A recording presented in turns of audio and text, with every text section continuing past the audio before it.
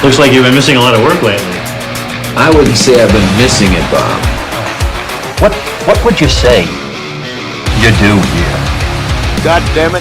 Bob, we love playing here tonight. My brother's ready. It helps if you think of it as a game, Bob.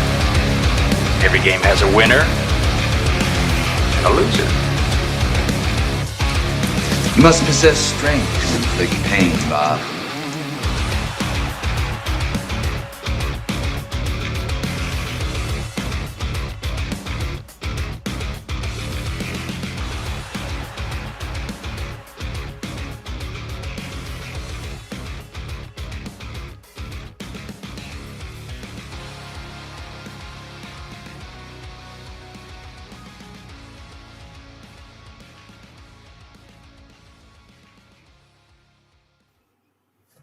And we are live on YouTube. What is up, everybody? Welcome to episode 78 of the Two Bobs Cast.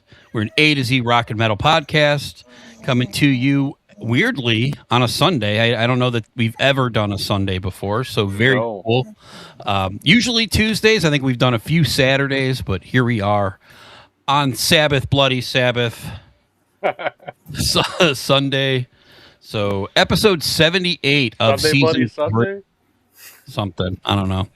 We'll go with it. So, once again, I'm here with my partner, Mr. H. How you doing, Mr. H? What's new?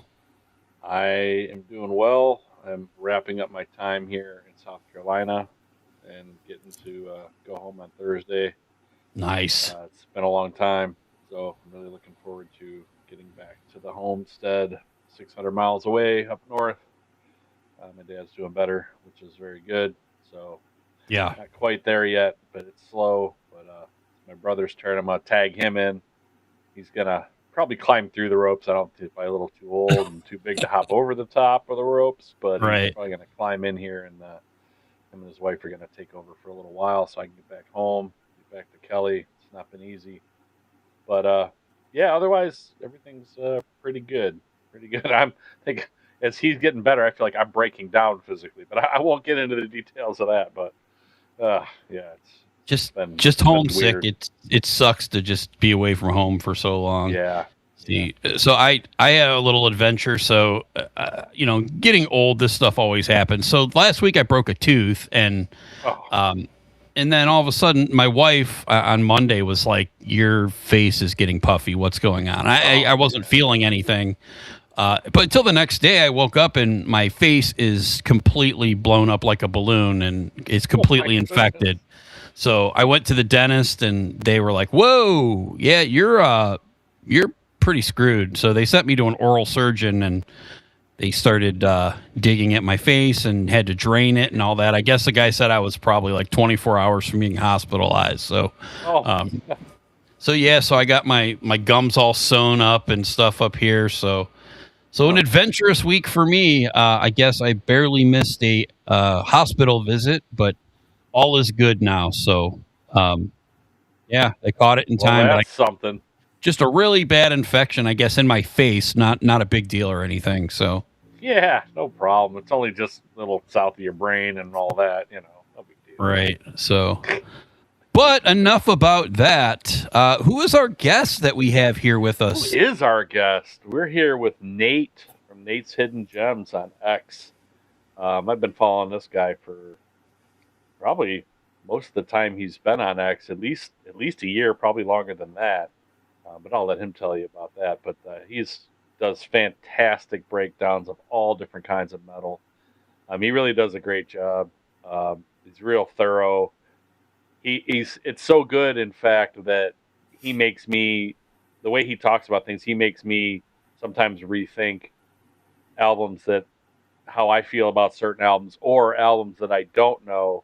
He makes me go and check them out. So really great stuff. Why don't you tell us about you, Nate? Well, first of all, I'm very excited to be here. I've been following you as well for a long time. Since I started my X page, I would say around this time last summer, probably a little bit like in June. So it has been a little over a year since I started the page, and it's been insane how much it's grown since then. It's more than I could have imagined. basically it just started out as me wanting to dive into a genre of metal that I didn't actually know much about, which was the 80s hard rock and hair stuff that for a long time I benigned because I was a, thrash guy and death metal guy and all that kind of stuff. And just, I had the whim of saying, hey, I don't know that much about this genre, and why not document my experiences listening to it? And then if people want to hear what I have to say, that's fine. If not, totally cool too. It definitely helps me with my ability to write. I love to write as much as I have in my entire life. And then, so having this as an outlet was definitely a lot of fun to do.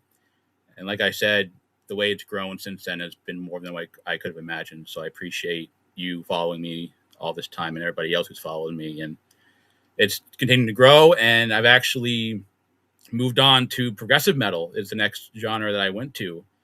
And we'll see how long that goes, because the hair metal one was like over 300 days of finding band every day, which is a little much, but it just gives me an opportunity to find new music all the time. And with this new genre of progressive metal, I'm going to find even more bands to discover and figure out. And hopefully I can do this for as long as I can, because there's no shortage of bands out there to find out about. So I'll have no shortage of opportunities to find new stuff. So I'm just very excited for that. So thank you for having me on here. I appreciate it.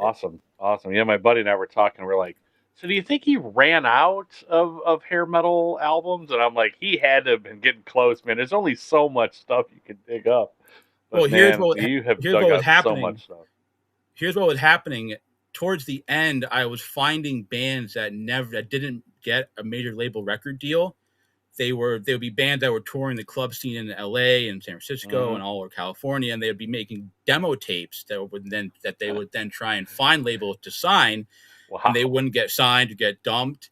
But then these obscure CD companies or labels would then print out the CDs of their demos or compilations as releases.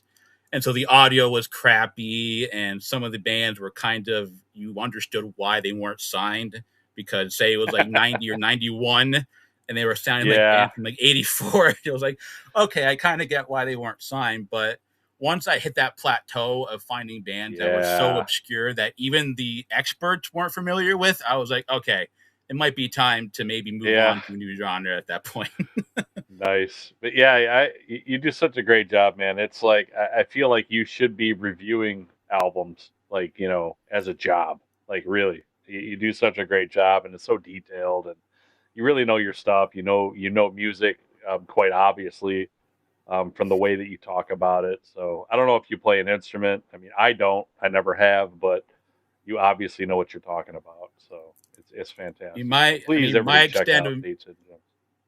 extent of my music knowledge is I played Smoke on the Water on guitar when I was like 13. That's the same. Same for me. Same for me. I can get through the intro of Master of Puppets, and I can even play the intro on one of these Dokken songs I'll talk about. But yeah, very, very little. So that's kind of funny. But you do a fantastic job breaking these things down. So I appreciate that, man. This got to be a ton of work. I'm like, man, how does this guy even have time to have like a regular job? Because like the amount of stuff you put in these, and like daily you got another album and then a whole nother ranking, and then on top of that you're finding these hidden songs, and then you're doing deep dives on other albums and other bands, and I'm like, how does he find the time to do all this? But labor of love, man. Thankfully I do have a regular full-time job that allows me to basically be on my own for most of the day. Okay. And so I have a job where I'm by myself. I work at my own pace, and I'm able to have headphones in all day and listen to music. So rather than trying to take notes and stuff, though, right? Like you got to stop what you're doing and write some stuff. You can't possibly remember everything. At least I can't. But I'm getting old, so I will say I have some downtime during this job that I'm able to write down some notes and collect my thoughts, and then as I go along, I just basically conduct my posts while I'm working sometimes. Okay. I basically put down some notes in my phone and then put it on the post. Then when I get home, I'll proofread the post, make some edits, make some cuts, and then I'll put it out there when I think it's ready. Nice. My job basically allows me to do what I want to do on this page and I'm very thankful for that. And hopefully my boss doesn't see this Yeah. or hear this, and then I'll continue to do it. Right. Yeah. So this is not Nate. So or your boss, but yeah, it's yeah, for me, like I can listen, during the day in my job too, but I can't necessarily listen all that closely, and I definitely can't sit and take notes the whole time. So that's what makes it hard for me. Like I have to piece it together, and then but I have to kind of listen again when I'm not working, so I can really listen more and take more notes. But it's just the nature of the work, right? So it's awesome that you're able to do that. So and thank you for doing it because it's I can't count how many songs and bands that you put out there that I've listened to, and I was like, man, how did I miss this one? I'm like, I grew up in the '80s, right? So, like, I was 15, 16 years old in '88, right? So, I mean, I grew up during this time, and you're pulling out all these bands that I never even heard of, and I was prime time to be finding all these bands. But yeah, great job on all that stuff. Well, that's the difference, isn't it? Sorry. Yeah, I was just going to say, so it's at Nate's Hidden Gems. Is that right on X, right? Yes, right. Okay. And right now he's doing Queensryche. Yes. Which we just did. I think this last time we did. I think we just, it's kind of like this one. We only did up to a certain one. We didn't get too far into any of the Todd LaTorre stuff or anything. So. Well, I'm getting through all of the lesser loved Jeff Tate albums. Like I'm still at the bottom half of the list, where a lot of like the basically his solo stuff, right? His idea of Queensryche after like Chris DeGarmo left, and then after albums like Promised Land and all that stuff. Yeah. All those albums like Frequency Unknown and Dedicated to Chaos, which are like the dregs of Mind Crime 2 that I just reviewed, and people seem to agree with me on all that sentiment. So I'm slowly getting through those albums and hopefully getting to the good stuff soon. But getting through all the bad stuff is just, it's a slog sometimes. Oh, yeah. But, man, I give you credit, man. You do them all. It doesn't matter the band. You do everything. Like, we cut it short, and, like, we cut off, like, for tonight, for example, we're doing 7 Dokken albums, but there are 5 more that we are not doing. So, but you do them all. So, awesome stuff. For better or for worse, let's put that. Yes. Absolutely. All right, H, what do you got about Dokken? All right, rocking with Dokken. Here we go. All right, formed in 1978. The classic lineup consisting of Don Dokken on vocals and occasionally plays guitar here and there. He writes a lot of songs, so he definitely can play guitar, and I've seen him play guitar on stage a few times, but not very often. George Lynch, the beast, George Lynch on guitar. Jeff Pilson on bass, replacing Juan Crocier, who left to go to Rat after the Breaking the Chains record was recorded, the first Dokken album. But Jeff Pilson replaced him, and Wild Mick Brown on drums, who was with them, I think, all the way till 2019 when he finally retired. He stayed with Dokken the whole time. Again, we'll review albums from this classic lineup plus one more after that up to 1999 for a total of 7. So the first album that they released was actually released in 1991 on a German label Carrere Records. It was called Breaking the Chains, but everybody knows more about the 1983 version of it, which was remixed. Some of it was re-recorded. Breaking the Chains, which came out in the States in September 1983. There's 10 songs on here. Don became friends with a little-known producer named Michael Wagner in Germany when he first recorded the first album, and he was held over to produce the second album, or the first album again, I should say, Breaking the Chains for the States release. And it was also produced by the band as well. The production on this one is not good. We'll just leave it at that. You can kind of tell the songs that were re-recorded and the ones that weren't, kind of more the hit songs tend to sound a little better, and the hit-ish songs. But none of this really did that well. But it was a debut album in 1983, kind of before the whole genre blew up, which they helped do. but so it's kind of okay. It just doesn't sound great. The next album really doesn't sound that great either, but we'll get to that. Originally recorded again in 1981, but some song titles were changed too. It was remixed. The track listing was redone, and like I said, partially re-recorded. It's a very dated sounding album, but you can hear all the framework there for what they would become huge doing later. There is some great guitar work here right away, and some kind of butter smooth vocals in there, but only here and there. It just isn't quite refined yet. Kind of raw sounding, but not in like a powerfully raw sound where some bands just kind of sound better in that raw kind of powerish sound. Where this is raw sounding, but not a good kind of raw sounding album. The album was considered a flop by the label. They were picked up by Elektra for the U.S. release, and Elektra intended to drop them, but they convinced Elektra they could make a better album on their second album, so they did get a second chance, which really worked out for them and for Elektra.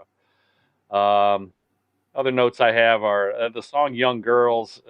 This is where it's kind of dated. It's pretty cringy material there lyrically, but it was also 40 years ago. Not that it kind of makes it okay.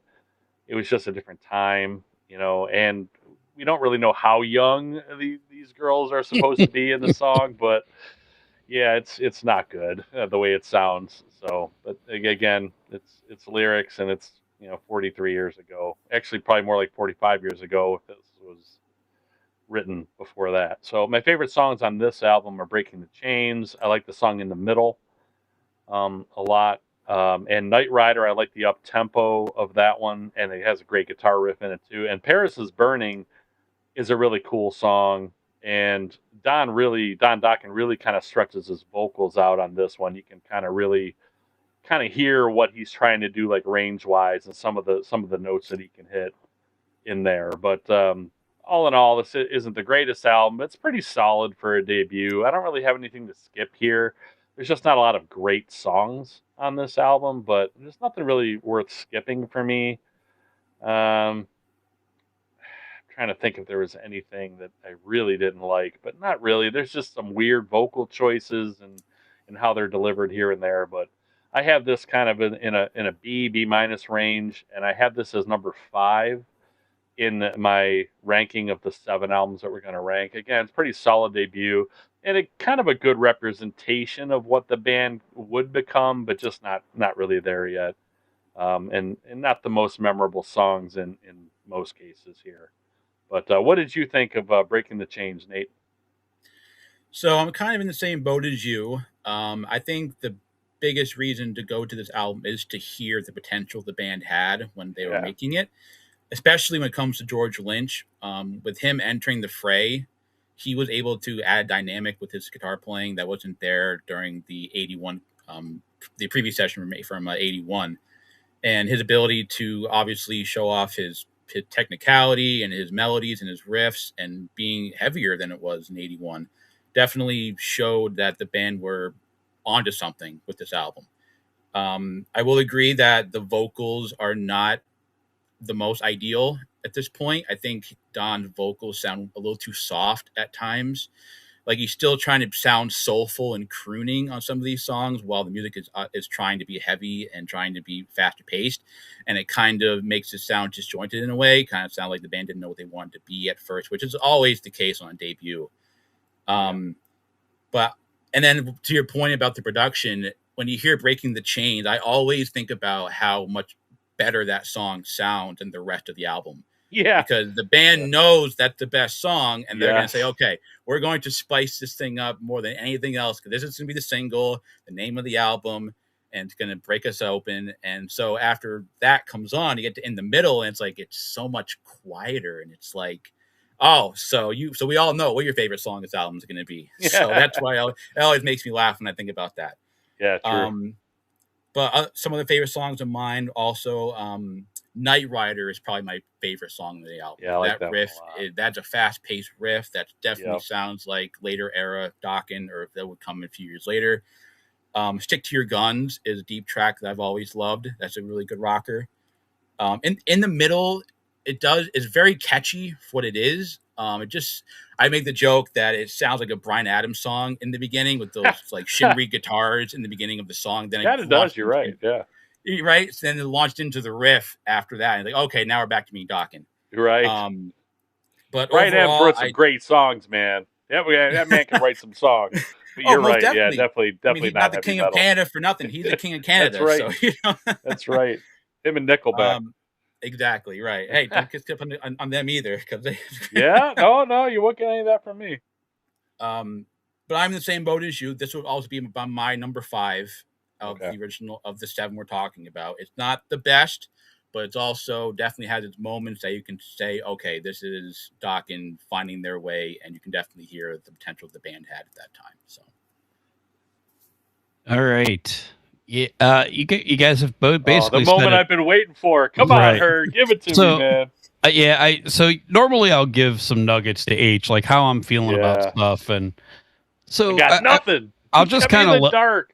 I'll just kind of lay from the get go, like, this is not my type of music. Like, these vocalists, it's hard. It's really hard for me to get into these type of vocalists. And like, I can respect them, and I can obviously see that later on Don does a really good job of kind of figuring himself out and what he wants to be. But what I did learn from listening this whole thing, is I am definitely a George Lynch fan. I think he's fantastic. But to Nate's point, like, I totally agree that a lot of times it doesn't fit. Like, the styles clash, and it's very evident in this album. I feel like Lynch wants to go, and Don wants to like hold the reins back. He's like, I want to sing, like, I want to, like you said, crooning, like he wants to like stop. And to be honest, through this catalog, my low moments of this band in general are more the ballady stuff. I think they're I don't know. I almost feel like they would have went a little bit more thrash. Not that obviously it's called Dokken, it's Don's band more or less, but I just feel like we're missing out a little bit here. But this album was a rough listen for me. The production wasn't good, so to me that was not a good start to anything. Don singing is not great to me here. Again, fully understanding that this isn't my style anyway, but I'm not going to rip him the whole podcast because he's not my thing. He obviously improves down the road here. But after breaking the chains for me, I got really... It was really tough. The songs weren't very strong to me. It was really cringy in a lot of parts. I think, like H said, some of these songs. I do like Knight Rider. You guys both mentioned that one. Kind of bookends on the album. The in-between for me was pretty not memorable. So I can't say that I'll probably come back to this album. There's really not a whole lot of strong stuff. I've heard Breaking the Chain. I've heard a lot of singles from this band, but I've never listened to these albums all the way through. So this is the first listen. I actually did listen to every one of them a second time because I had a little more time, and my rankings did change considerably the second time I listened to it. So I feel like I was able to zone in a little bit more what I liked, what I didn't like. So I'm with you guys though. This is my number 5 as well. I have it about a C plus. Again, to me, this isn't even close to their best stuff. I feel like they become better songwriters here really soon. Dokken will sound better and better probably every album to me, I think, until he reaches kind of his peak. And I think Lynch just is consistent from front to back. And I've heard some of his Lynch Mob stuff, and I like some of that better. But in this case, Breaking the Chains, just an okay album for me. Number 5 and about a C plus. All right. So on to, please also share, I'd love to know which ones grew on you more as well along the way, if you could. Well, so far, Breaking the Chains pretty much was where it was. So, fair enough. Yeah, it's these I didn't figure that was one of them, but yeah, these next 3 to me were all over the place. Like at first, I was like, I like this one. Oh, nope, I like this one. So that's where most of the movement took place. Nice, and that's all fun for me because I'm older than both of you guys. I'm pretty sure. Nate seems like he has more of a maturity about it, but based on what he writes. But I'm pretty sure he's more Herd's age, which is 10, 12 years younger than me. So I grew up with these. I listen to these a lot. So it's awesome to hear somebody that hasn't heard these in their entirety and hear what they thought the first time and what they thought the next time through. Like that fascinates me. I love that kind of stuff. So anyway, on to Tooth and Nail, second album. This was released the next year. They'll be pretty busy here. The first few albums. September 17th, 1984. 10 songs on this one. This was began to be produced by Tom Werman, but he was unable to finish the album because of clashing egos between George and Don, which would really never stop during their career, where they couldn't be in the studio together. They would have to record at different times with the rest of the band, and they never recorded in the studio together again after this, which is as much as I listened to Dokken and as much as I've learned about Dokken over the years, I never knew that. So I always had heard a lot about the two of them later, but I did not know that they basically from the second album on, they did not record in the studio together really ever again. So I was pretty shocked by that. But it was taken over by Roy Thomas Baker. The production was, and by Michael Wagner again. And I guess probably due to the rotating producers, again, the production really lacks here. And it's really crushing on this album for me because Breaking the Chains isn't that great an album to begin with. That's not the case with this album. This album is absolutely great, but the production just crushes it for me. And that really, really sucks. I just wish the production was better on this one. It's pretty uneven, like it was in a weird way, kind of like the first album, like Nate said with Breaking the Chains.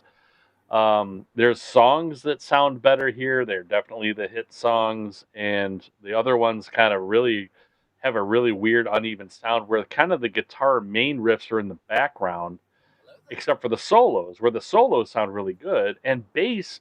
Jeff Pilson's bass is almost non-existent. But the gang vocals are way up front in the mix on this one.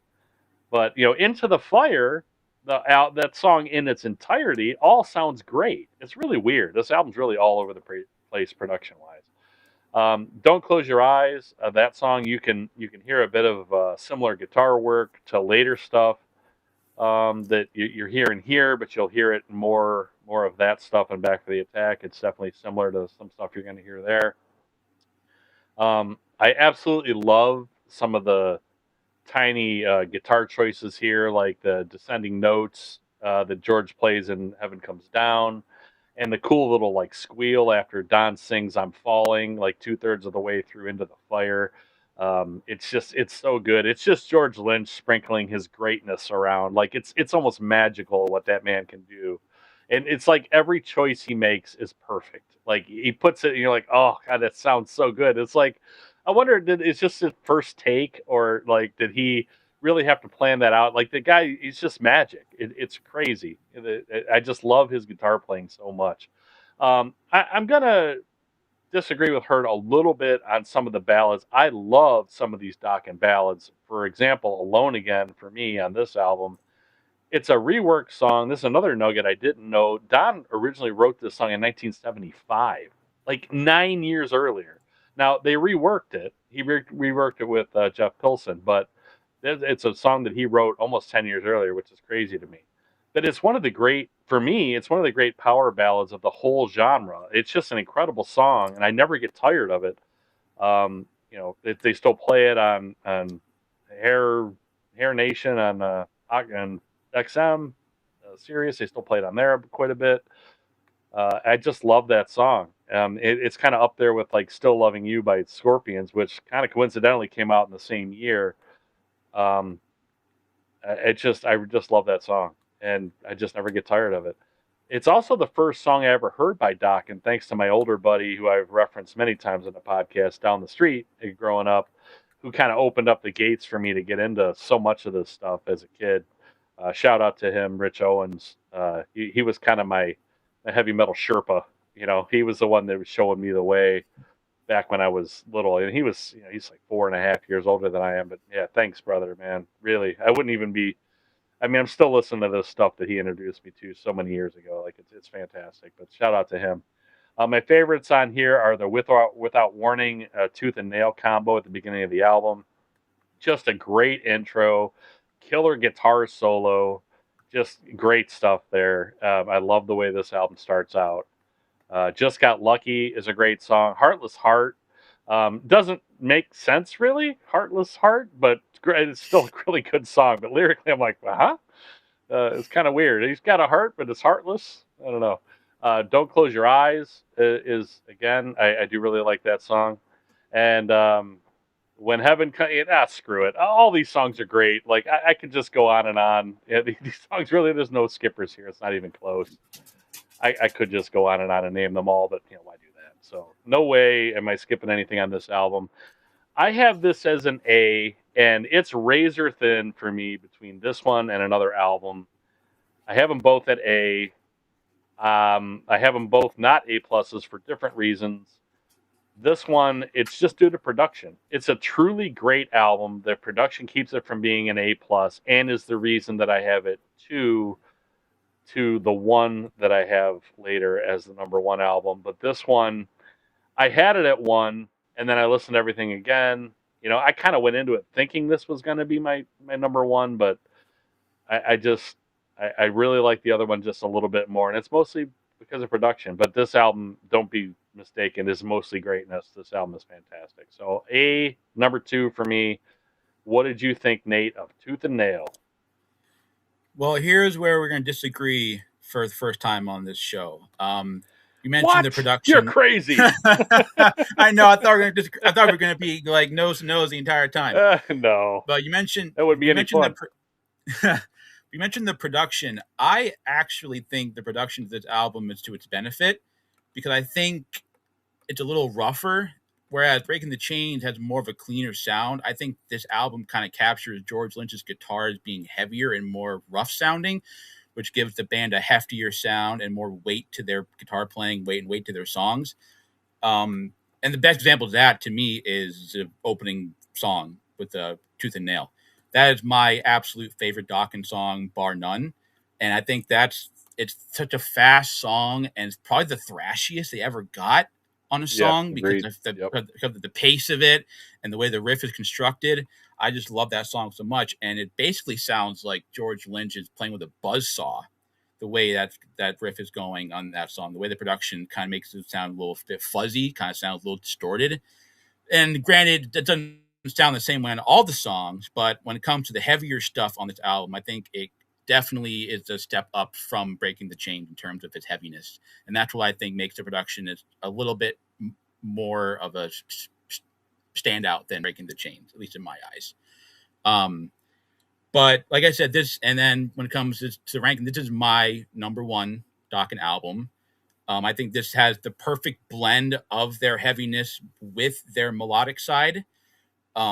With songs like Just Got Lucky and Heartless Heart, yes, they're a little cheesy because they can't help themselves making a cheesy chorus and a cheesy hook. But the production helps with the guitar playing on those songs as well, making them sound a little bit heavier, a little bit more rocking.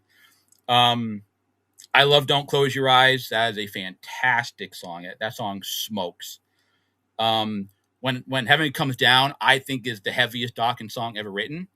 That opening riff is so down-tuned and so heavy for George Lynch. And right, the descending notes on that riff, on that chorus riff, it gives me tingles every time I hear it, because it's so satisfying to hear. So good. I love it. I love that song so much. And then Alone Again, I totally agree with you. That is the Dokken ballad to end all Dokken ballads. I think his vocals on that song are out of this world. Mm-hmm. The way he's belting out the chorus every time, it's so good. I sing along to it every time I hear it. Yeah. And then one of my favorite deep tracks is the last song, Turn On the Action.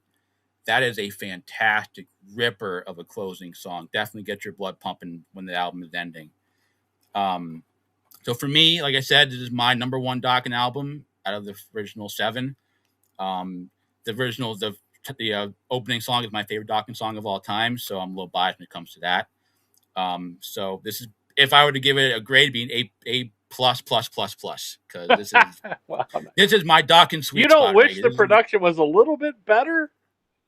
Like more Um, even? He Like loves it.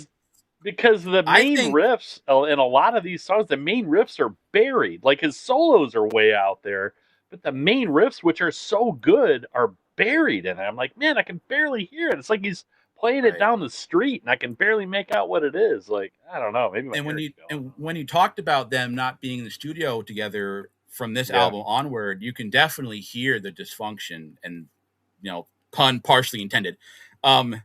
But I can Good one. definitely I can That's a good definitely one. hear the disconnect between Don and George even on this Mhm. album. Like you're right. Some of these riffs are definitely like Just Got Lucky. I can barely hear what the guitar is doing on that song. Yeah. But Until then it gets to the solo, and then it sounds amazing. Don's vocals are completely over everything on that song. He just loves hearing himself sing. I bet he probably sits in the recording studio and says, "Hey, look at my vocals, man! Crank them all the way up because they're amazing." But to me, I think I go to the heavier songs more on this album than the actual like catchier songs, and that's what I think elevates it more for me. Just going to songs like the title track, like Heaven Comes Down, like Turn On the Action, like Into the Fire is one of the best songs they ever wrote too. And that song's production is not great, but I think it's still heavy enough and hefty enough to where I can still get into it just as much as anything else on the album too. So Yeah. I don't know. I just wondered. I mean, I generally take away when the production is kind of off, but yeah, you Right. do you, man. A plus plus plus Yeah. plus. That's what you love. It's what you love, man. It's all good. Oh, I yeah, just wondered. Definitely. All right, so I got my glass of cold water here, guys. You guys Oh, ready? look out! Don't throw Oh it. no. No, Throw the tomatoes at us now. Look out! no. Yeah, I like different stuff than you guys like. I Yeah. don't like Don That's Dokken's true. voice. And that's the difference for me here is like this is a much better album to me again. And I had this number one, but when I did a re-listen, it did not land at number one. Something else came in front, so it's my number two. But it's a really, really good album for sure. The guitar steals the show here. Totally agree with Nate. That intro, the build up into Tooth and Nail is awesome. It's like a thrash song. It's when it hits, it hits hard. The problem is and H knows this, is I'm a headphone listener and I crank it. When that Without Warning built into the title track, man, when it hit, I flung the headphones off my face. Like I couldn't listen to it. Like to me, it was like a shrill, like I don't know what it was, but I flung it off. So I had to listen to this album twice, not in headphones, because to me that whatever sound I was hearing, like I couldn't get past it. It sounded awful to me. So again, didn't sound good to my ears, but once I just played it loud on my phone, I listened to it in my car the second time when I was going to work the other night. So sounds great in the car. It's a good car album. I was good with that. But yeah, Tooth and Nail is an amazing song. I'm kind of with Nate here. The Into the Fire, when Heaven Comes Down, Don't Close Your Eyes, Turn on the Action. Like those are my songs on this album. I feel like they're a little bit heavier. Alone Again, I think the solo is incredible. But I just think that's going to be the difference with this podcast in general is I don't think Don's at his best. I think he does still continue to get better for me. But listening to his voice is a struggle for me. It doesn't match for me. Like, and I definitely feel the chaos between Lynch and Dokken. I feel it. Like it to me. I guess I'm more like Team Lynch here, and I know people love Dokken, and it works for them, right? But it's chaos to me. It's like I'm hearing the heavy, and I want to hear like Testament vocals. Like I want to hear like my kind of stuff with it, and that's just me. I fully admit that it's just me, and people love Dokken. Hendo is a friend of mine and H's. We talked a lot about Dokken, and he's a huge fan of his voice, and I'm trying to pinpoint like what about it is just not my thing, but definitely just it's going to be a theme with me. Is I'm definitely a huge fan now of George Lynch. Dokken for me is kind of the reason why this is number two. I feel like his vocals are better. here coming up. But a lot of really good songs here. This is like way better songwriting than that first album. I think it's a tour de force of guitar writing and guitar playing, and these riffs are just nasty, and just I definitely will come back to this one, which why it's higher to me on the list. So yeah, easy for me, number 2. Once I listened to every album twice, this one easily fit number 2 for me. It's like an A- for me. So again, really, really good. And it's based on their catalog. This is their second best record. It's an A album as far as I'm concerned. So as much as I'm going to talk shit about Don Dokken, sorry, I just think this is His name Danny Docky. As much as I'm going to talk shit about it, like, again, he's obviously is a great songwriter. These songs are great. It's just when I'm saying I'm not into it, it's just not my thing. That's really all it is. I'm not putting him down. I'm not saying he's not talented. People love him.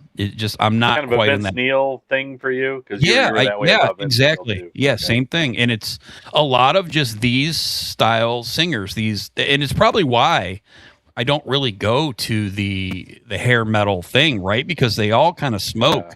Yeah. Motley Crue, like, I love some guitar playing from Motley Crue, but Vince Neil kills it for me. Like, a lot of these guys, like, it's just not my thing. It's not my genre. You're more of a David Coverdale, Klaus Meine, kind of like that kind of guy that just those guys kind of same kind of style of music, but are way better singers, like more polished singers than Doc. Gotcha. Yeah. Well, we've done 78 podcasts together, so I feel like I feel like you get me. So yeah, that's true. You get me. So anyway, I like Tooth and Nail a lot. Number 2, A- for me. Awesome. All right, on to massive popularity. By the way, Tooth and Nail went platinum, but went platinum after the next 2 albums already were out and had gone platinum. So Tooth and Nail did sell, but it was kind of more of a grower, not a shower. Anyway, Under Lock and Key, November 22nd, 1985. So again, we're only a little over a year later. 10 songs on this one. They're really cranking out material here. This is produced by Neil Kernan and Michael Wagner. The production is so much better here. It's kind of night and day difference for me. I so wish that they would have redone Tooth and Nail in the 80s somewhere to make it sound like this one, because there's no amount of remastering where they're going to get that album to sound even kind of all the way across the board like this one kind of does. It actually gets better production on the next album, but this one is much better in my opinion than Tooth and Nail, just production wise, not necessarily songwriting wise.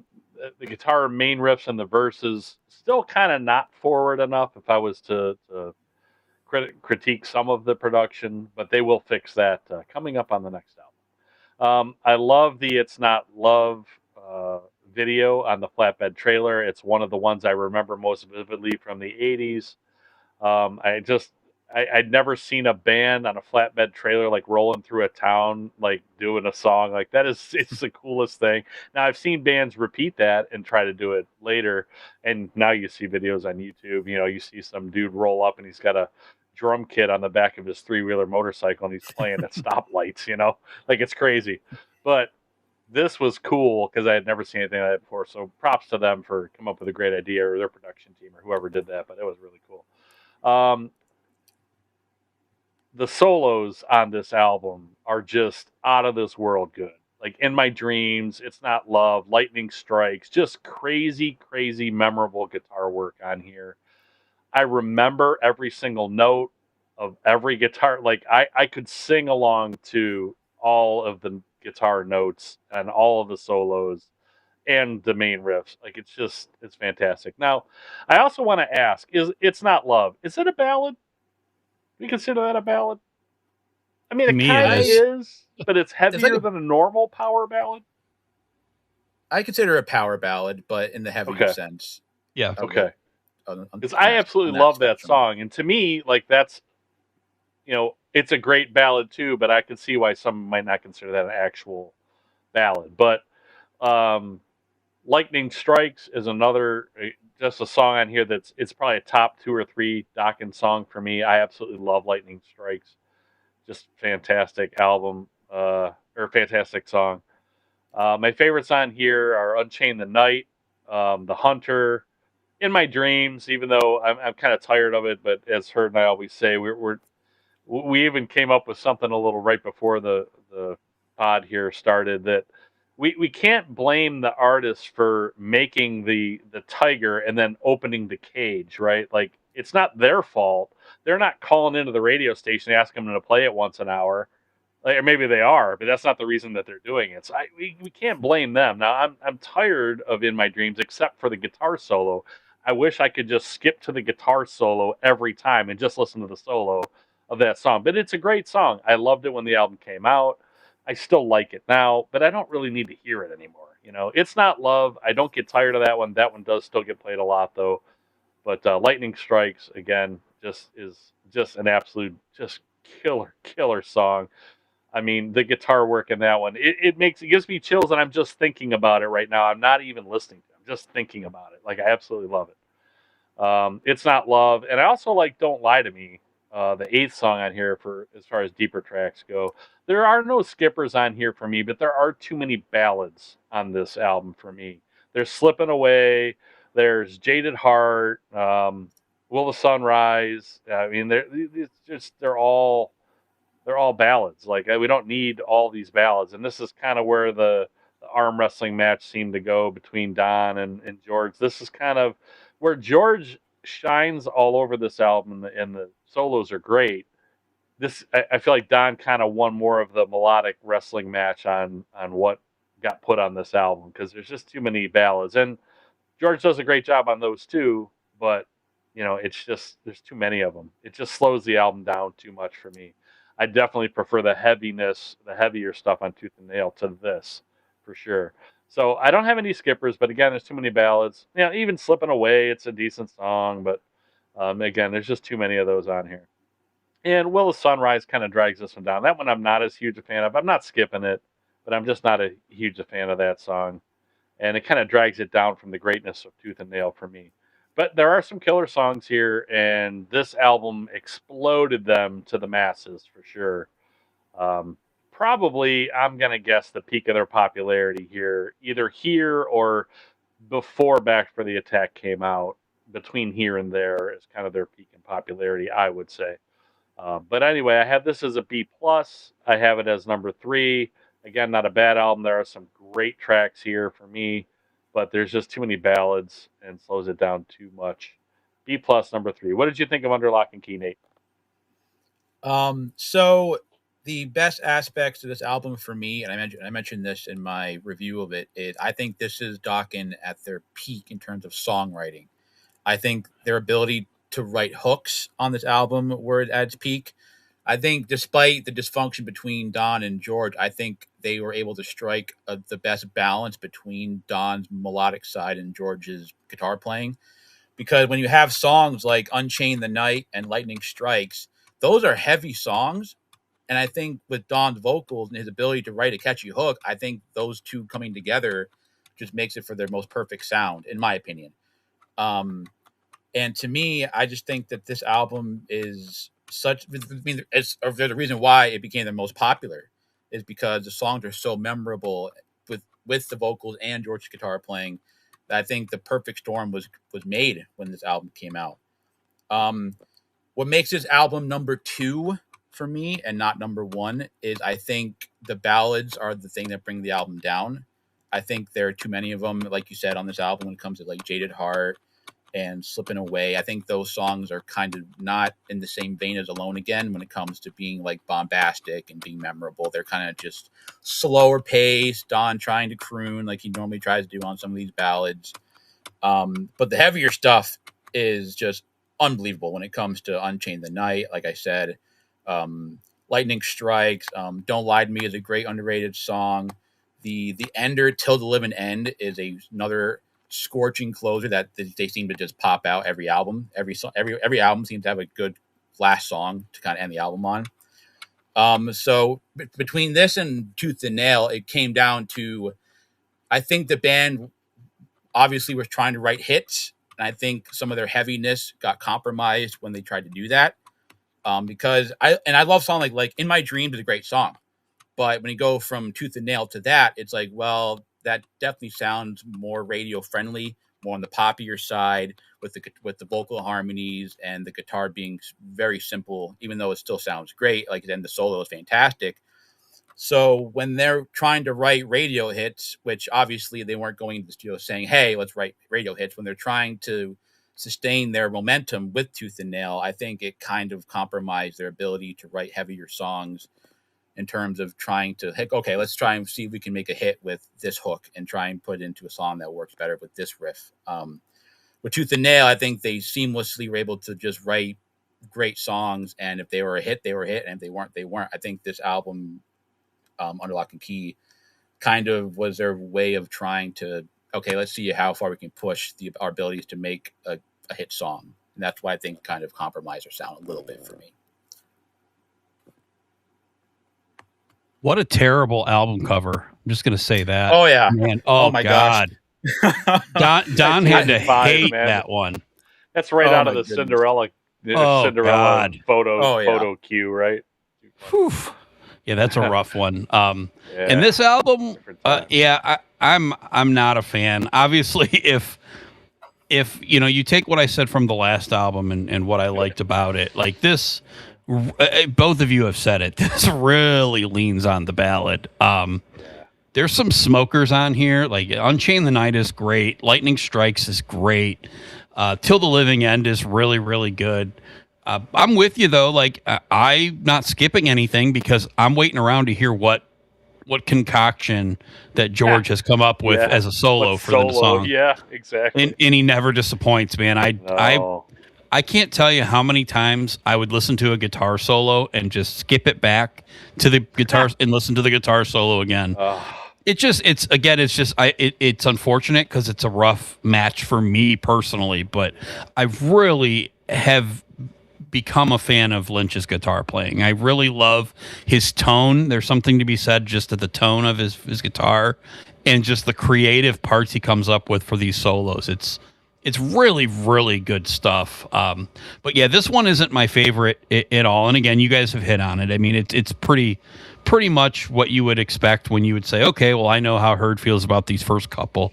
I'm pretty sure Under Lock and Key for him is just going to be a little too much over the top cheese and, ballad. And again, the Hunter, get me to that solo. Yes, please. In my dreams, get me to that solo. That's kind of what I want to hear. So again, this one isn't my favorite. This one's number 4 for me. And it's just basically what you guys have said about the ballads. It does sound really, really good. But this is kind of like C+2. This one's right along the signs of Breaking the Chains for me. I think the songwriting's better, but on this album, but then the production's better on here, but I just don't prefer all the different radio seemingly songs. So it's number 4 for me, C+, but I feel like all this is going to culminate to this next album, which I'm excited to talk about, because I feel like the culmination for me of kind of the heavy and the guitar and the hooks and all that, I think it all culminates here, and I think H is going to pretty much take a lot of the words out of my mouth. So I'm going to throw it to you, H. I'll try not to. It's all good, man. Brother. Yeah, I mean, I kind of figured, but you never know. You never know. There are things we've disagreed on where I'm like, wow, what? Like, I totally didn't see that coming. Yeah. Hey, by the way, did you guys watch that live clip that I sent you from '87? I think it was Lightning Strikes, but the whole show is good. It's from the 1987 tour. It's from Philadelphia. Anyway, I sent you a clip of them playing live. It's probably the best they ever sounded live. And I know how much you like George Lynch now. You've got to just go on YouTube and watch that whole set from 1987. I think it's like 8 songs, 9 songs. It's not even that long. But George Lynch's guitar is turned up like way too loud. And it is crushing, dude. It is so good. That guy is like, I don't know what he's on when he's playing these songs, but oh my God, it is unbelievable. You will absolutely love that if you haven't watched it yet. But I think I just sent you the clip of the one song, but oh man. Okay. Yeah, you got to check that out. Anyway, so on to Back for the Attack, which was the album they were touring for I think that this album wasn't out yet for that Philadelphia show, but they did play at least one song off of it at that show. Back for the Attack. This is November 2nd, 1987, so this is 2 years now. 13 songs here. Neil Kernan produced again. Like, he really ups his game. There is absolutely stellar, great production on this album. Absolutely great. Now it finally comes together. I can hear the bass. I can hear Pilson in there. I can hear everything, every note that George plays. I can hear. I can hear Don. I mean, I can hear everybody. Mick Brown sounds amazing on here as well, and I'll talk about him in a second specifically, as well as George, of course. This is proof, though, that even a band on the edge of splitting up, as we know now in hindsight, which I'm going to touch on too here in a little bit, can still put out just absolutely killer material. This album is so good. The talent just seems never ending with these guys. It's even more shocking to me now that they didn't record any of this together, like in studio. It's unbelievably crazy to me. It's sad though that this really was it for their peak too. This is 1987. I feel like they had at least one, maybe two more great albums in them before this genre was done. I mean, just such a disappointment because of that. And god damn, Kiss of Death is such an amazing song.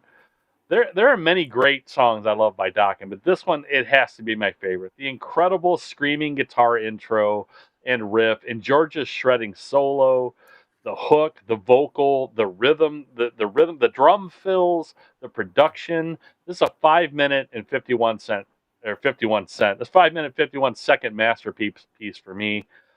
It could not sound better. The main riff, high notes, reverb, where it sounds like someone's playing the same thing but off in the distance. Like, I can hear him playing it here, but I'm hearing it like echo back from over there.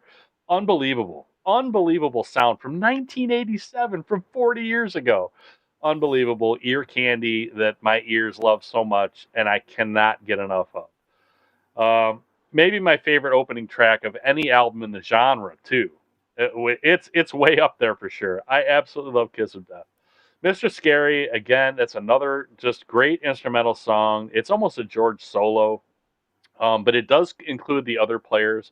And Mick's work behind the kit is so underrated on that song. He's really just showing off, especially with the cymbal and his tom work there, his tom work. Oh my goodness, crazy good.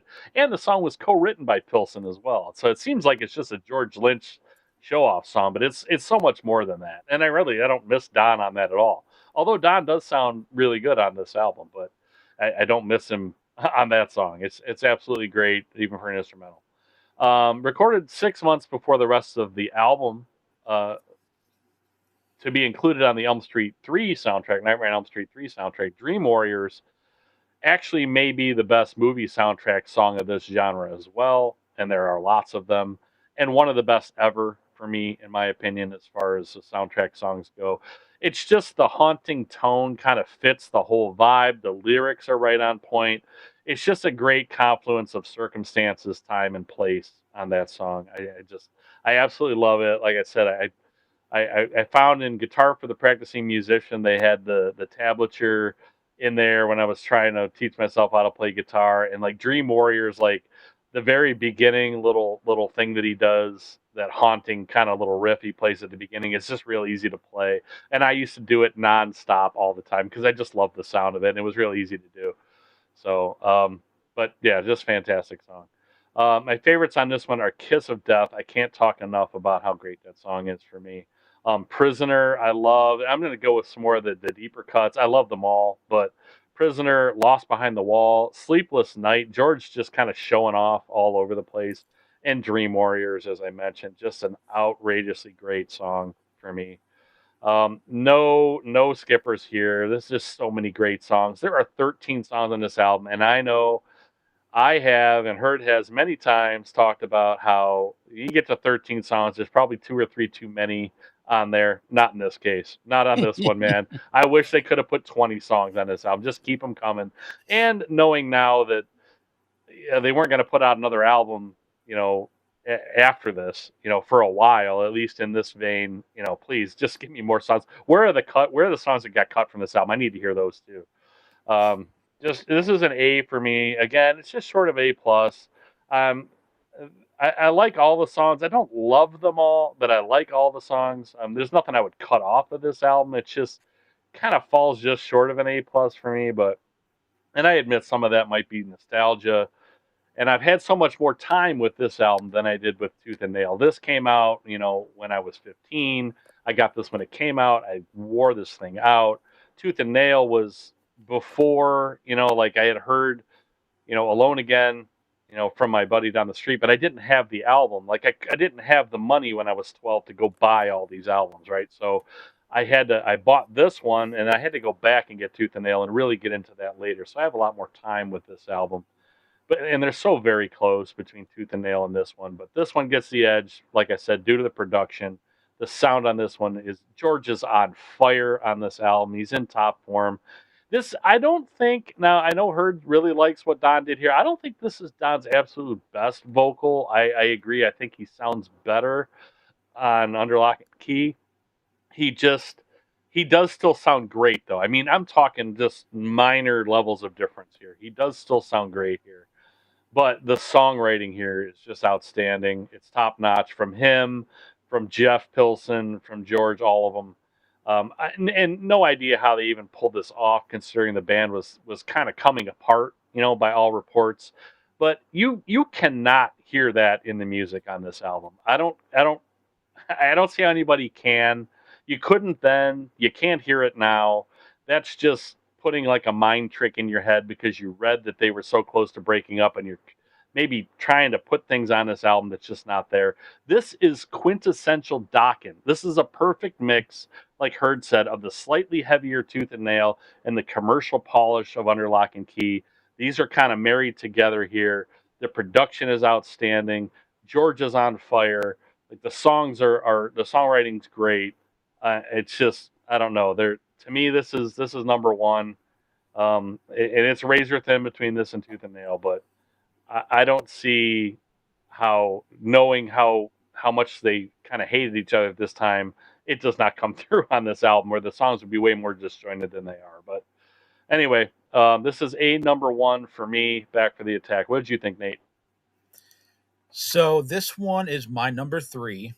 And for the record, when it comes to these 3 albums, Tooth and Nail, Lock and Key, and Back for the Attack, it's basically 1A, 1B, and 1C for me. Yeah, for sure. And when trying to rank these albums, I have to be very nitpicky about what I put at number 3 versus number 1. Yeah. And when it comes to Back, Yeah. Right. Sure.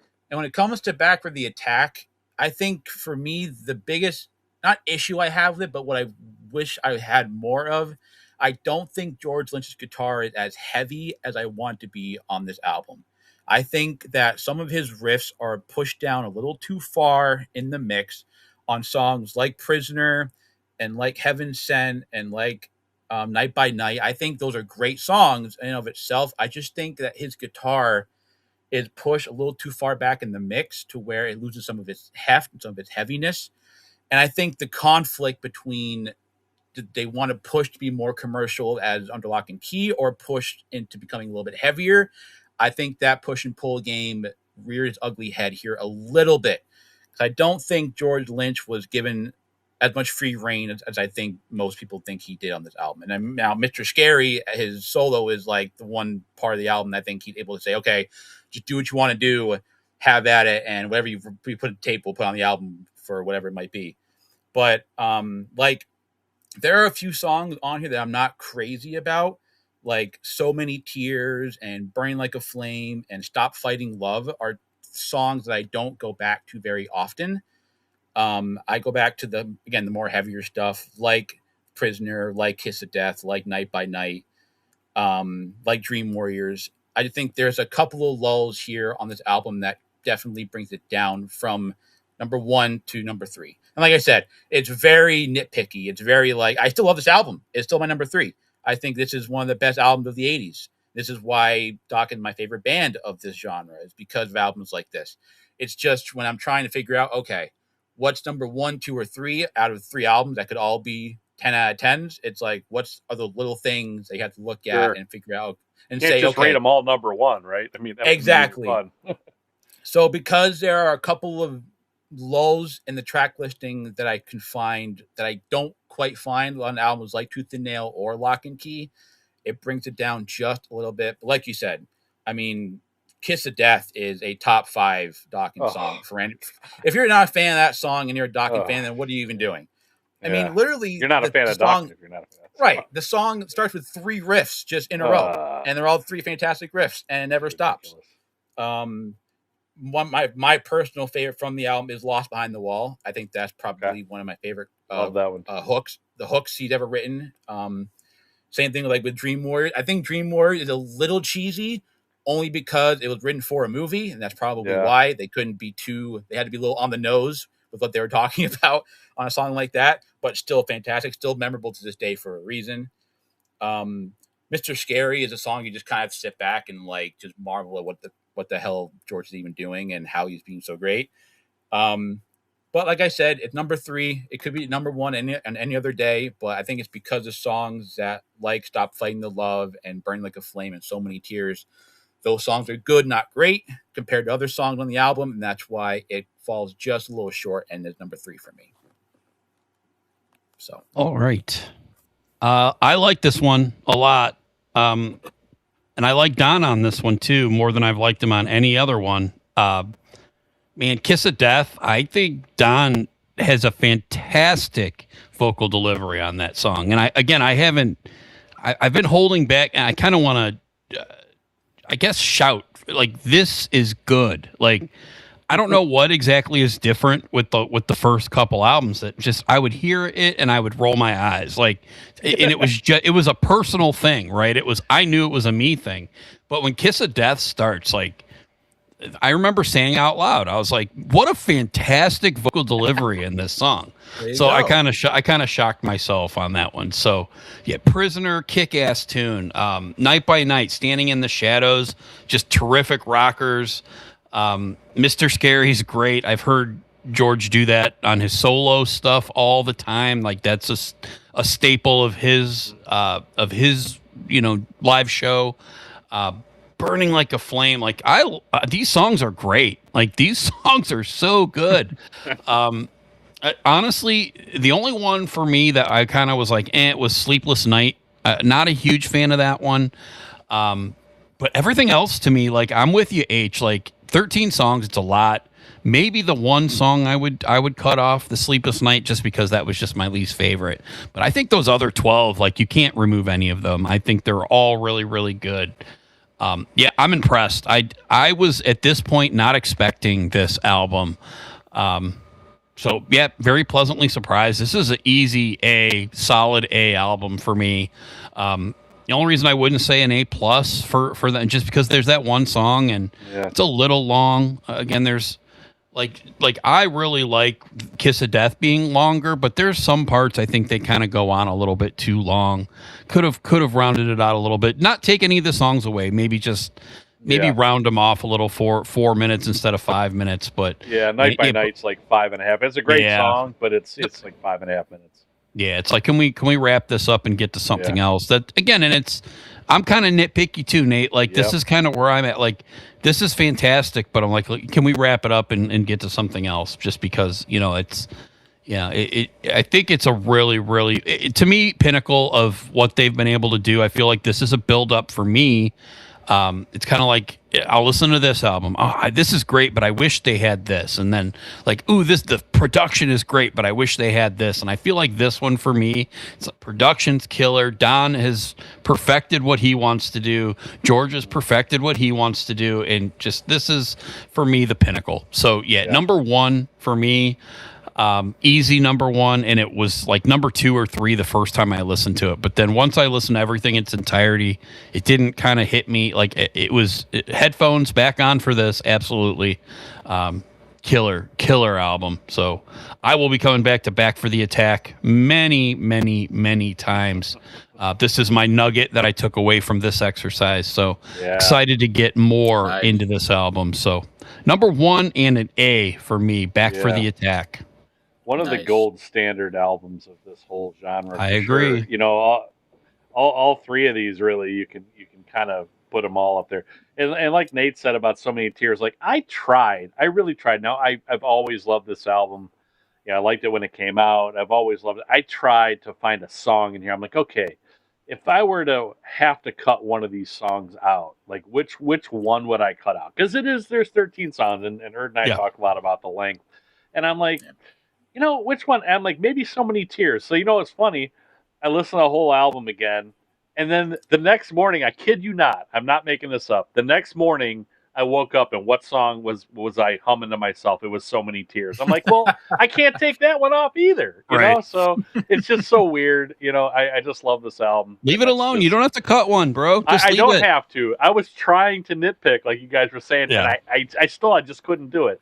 But I'm with you, Herd. I think Sleepless Night, although I have it on here as one of my favorites, but it's kind of more of because George is showing off all over the song, more so than it's a great song. It is kind of a generic song, really. Yeah. So, I mean, I feel like that's kind of the weakest song overall, but man, George is so good all over it. I can't, I'm not chopping that one either. But anyway, All right. so yeah, I agree with you both, and I really tried to find it. But like Nate said it best, where like these three albums, if you're really into Dokken and you have been for a long time, it's hard to split these three albums. I mean, it really is. Anyway, onward we go to not so bigger and better things. On to Dysfunction. This is now 8 years later, so May 16th, 1995. 11 songs. This is produced by Michael Wagner again and Don Dokken. This, not surprisingly, was originally a Don Dokken's second solo album after Up From the Ashes. George Lynch had left and gone and done Lynch Mob and did 2 albums with them.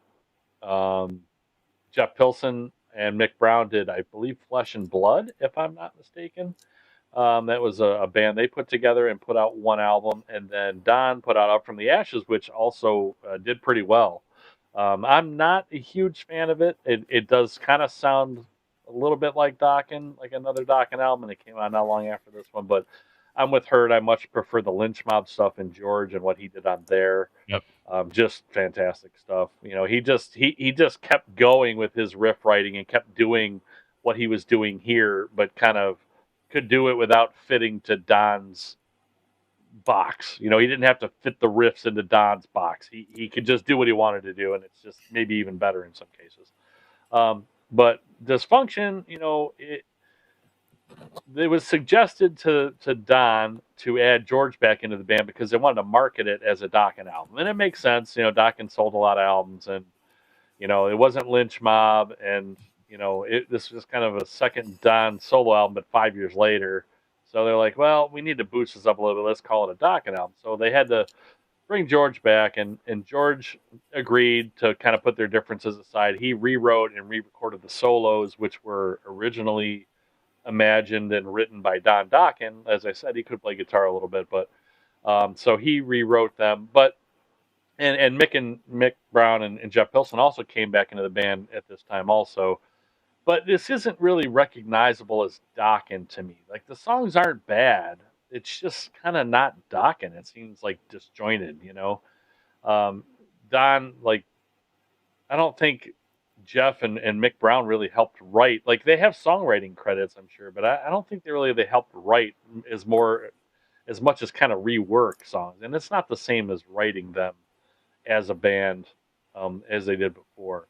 So Don kind of seemed to have been going in a different direction with this one, and it just doesn't sound like Dokken. Again, the songs aren't bad; they just don't sound like Dokken. So some of this kind of sounds like other stuff from the time to me in listening to it. I never really listened to this that much back in the day. I had moved on to way heavier things and other stuff. I mean, I'm listening to Korn and Deftones and Rage Against the Machine and way other stuff. So Dokken was kind of off my radar when this came out. But I did like Enough's Enough, and I did like King's X, and I listened to them during this time. Well, guess what this album sounds like? So it has a lot of Enough's Enough and King's X kind of sound to it. It's got that whole vibe. The song The Maze, Shadows of Life, Lesser of Two Evils. those songs all sound like kind of a mashup of like Enough's Enough and King's X to me. Too High to Fly kind of it has a kind of an STP kind of sound to it to me. Like so, basically what I'm getting at is this album's kind of all over the place as far as what the sound is, and it's none of those things I mentioned are Dokken. So that's where it kind of loses me. But again, it's not completely terrible. Um, what price is kind of an up tempo heavy kind of rocking song, but again, kind of who is this? From the beginning, I know is a ELP remake, but I feel like they're trying to be Zeppelin on there. They try to turn it into like a Zeppelin sounding song, and to me that doesn't fit what they try what Dokken does either. Um, I just feel like they're trying to fit kind of in with the times, a fit in the time sounding album that loses a lot of the Dokken sound for me. My favorites on here are Inside Looking Out, The Maze, Shadows of Life, Long Way Home. I really like the guitar in Long Way Home a lot. So there are some good songs on here that I like. I'm not saying I don't like them. It's just they don't sound like Dokken, so I can't really rate it up there with other Dokken albums. And obviously the songs aren't as good either. Skippers are Nothing Left to Say. Sweet Chains is just a little too far out there for me. And again, from the beginning, I know it's a remake, but it's kind of a poor Led Zeppelin attempt at an ELP remake. So again, this is it's not bad. This is B minus for me. This is number 6. It's kind of a decent album of songs for the most part. It just doesn't sound like Dokken in most places. There's very little Dokken DNA here, if you want to call it that. So B minus, number 6 out of the 7 for me. What did you think, Nate? So this is going to be my number 6 as well. I don't think it's a terrible album, but I will say this, and I got so surprised by this. I think this is Dokken's most overrated album, because when I posted my review of this album, a lot of Dokken fans came out saying how much they love this record. Really? And yes, a lot of saying I should have read your comments on that one. I guess so. Really? They're saying it was their favorite or in their top 3 or it's amazing. And I'm just sitting there like, are you hearing the same thing that I'm hearing? Yeah. Because what I hate most about this album is we got grunge George Lynch. I think his guitar tone on this album sounds so generic and tries so hard to be 1995 that doesn't sound like George Lynch anymore. It just sounds like every other grunge band at the time trying to make a hit song in the radio. And when it comes to a song like Too High to Fly, which surprisingly was a semi-hit for them, there was a radio hit for a little while when it came out, and surprisingly this album was a hit for them, which you would never expect Dokken to make a hit record in 95. It actually reached the top 40 on album sales. But when you hear that song and that main riff comes in, you're like, that sounds like Nirvana, or it sounds like or SDP. And I'm like, are you people hearing this? It's a good song. I like some of the songs on here. I just think this album definitely falls too far into the we're going to try and be with the times type album, which is what a lot of these bands were doing at that time anyway. So it's not surprising to me that Dokken went this direction, especially in 95, when I'm sure the production team and the producers were saying, hey, you know what's selling now. You can't make Back for the Attack again. You got to do something different because it's not 1987 anymore. Like the opener, Inside Looking Out, is decent. That the main riff again sound too grungy to me. The Maze, like you mentioned, a pretty decently constructed song. Shadows of Life, even though it definitely sounds like the seeds are being planted for what was to come. I think that song's not too bad. That's why also this album for me is kind of meh, because it does start to sound like what was going to happen later after this. Just it's the way George Lynch sounds on this album. You can tell what he wanted to do, and it almost sounds like he was already one foot out the door, because he had so many other side projects and other bands he was working on at the time that he said, okay, I'll come in and play guitar for this one Dokken album and we'll see where it goes. Then look what happened after that. And it's like, oh, well, you didn't want to be here, or did you just do this for a paycheck? That's what it sounds like to me. Yeah, I agree. And when it comes, I mean, it's the most on the nose album title probably ever made. Right. I mean, how much more on the nose could you get when it comes to making an album?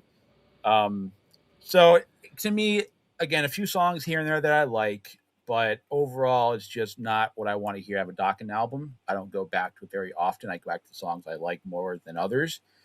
And like I said, to me, I think this has been overrated by the fan base a little bit. I think fans, it's mostly probably due to the fact that they look back on it, think, oh, it's better than it probably we thought it was when we first heard it.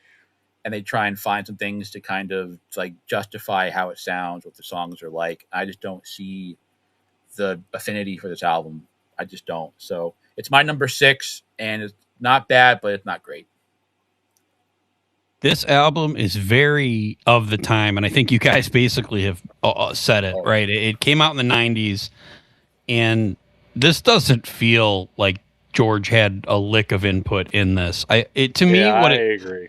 What it felt like to me is that Don was like, hey, for this song, can you sound like this guitarist? Or, hey, when you're playing this riff, can you do this in with it? And he's like, sure, you're paying me, like, you know, whatever. Yep. You know, I took notes here, like like every song I was listening to, like, what did this sound like to me? And it always felt like something. So like Inside Looking Out, like to me, I was hearing like, oh, I'm gonna go for like Black Album Metallica here, or like Soundgarden, something like that, like a little groovier. So maybe even throw some Vulgar Display of Power in there, right? So I'm hearing that. Then Hole in My Head, I'm hearing like, okay, like a Zach riff with Ozzy, and I was talking to this about with the other day too. So or earlier before, The Maze to me, and I know you guys both said it was a decent track. Like to me, it sounded almost like some kind of ELO mixed with like the Beatles or something like that. So like every time I was Too High to Fly, like to me, I kept hearing of like Turbo Lover riff is what I kept hearing, like Judas Priest. So again, like they're all over the place, like Nothing Left to Say, like the acoustic song, I kept hearing More Than Words by Extreme. Like that's what I kept hearing. So again, to me, it feels like, George, can you play this like Betancourt, right? Or you know, can you play this like whoever? It just, to me, it sounds all like, even Long Way Home. It's almost, even Don is like almost like Jeff Tate, like in that, almost like he's almost trying to pull in something different. I don't know. Lesser of Two Evils. I almost feel like Lynch was going for Eddie Van Halen a little bit. So again, this is what I was sitting and thinking of. I did not really enjoy this album. It was very all over the place. It did not, before they were able to pull something that was so dysfunctional into something that worked, and this, it felt like they fell on their face with it. Like, yeah, this is number 6. It gets much, much worse here coming up, but. Yes. Again, and I guess reading what Don was, I guess they knew they were going to sign a 2-record deal when they did this. There was a lot of people that were asking for this. Like, can we get some more Dokken, right? We want George involved with it too. And they basically just threw shit against the wall for 2 albums. And we're trying to do of the time, like, what will the cool kids listen to these days? Like, let's do a greatest hits of what they might like. And they should have just done what they were doing, but they, for whatever reason, they're like, oh, it's 8 years now, let's do what's popular now. And I know bands have done that. Like, how many bands have we done on this podcast where around this time, the 90s, like they change their style, Yeah. They do something totally different that they're not built to do. Just do what you do, man. Like, just do what you do. They didn't do that here. Really not great. Number 6, very dysfunctional, like Nate said, very on the nose. Don't know what they wanted to do here. But yeah, number 6, this is like C-. Maybe out of respect to them, I'll keep it at C-, but I wish I could give it worse. It's not good. Don't like it. If I could say one more thing. Absolutely. In terms of what you're saying, I heard that you mentioned that it sounds like the Beatles a little bit. I've heard people wax poetic saying, oh, this album sounds like if the Beatles wrote a hard rock album. If you hear the vocal harmonies on this album, you can hear the Beatles influences. And I'm sitting there like, I can't hear that for the life of me. Like, what are you people listening to that you get the Beatles out of listening to a song like Too High to Fly? Like, I don't understand what it, and to your point as well, with a lot of bands having to change their sound, I think a big part of it was the record industry. I think a lot of these bands, they were still on. Some of them were still on major labels, and I think the label said to them, "If you want to stay with us, you need to make a change. You need to adapt to the times. If you want to stay on our label, you have to make the change to the different sound that was selling." MTV wasn't going to play their songs anymore. Like if they had come out with another Kiss of Death in '95, it would have gone straight into the bin. If they walked into a board meeting saying, "Hey, listen to this new song we wrote. We wrote Lightning Strikes Again, Part 2." I think they would have been laughed out of the building at that point. Probably. So, yeah. You're not wrong. We're not releasing that. Yeah, so of course the band they make the change themselves initially, but I think a lot of it had to be pressure from the record industry at the time. And Dokken, and again, this was a semi-hit. Like Too High to Fly was on the radio. It was a semi-hit. It wasn't played a lot, but it got played.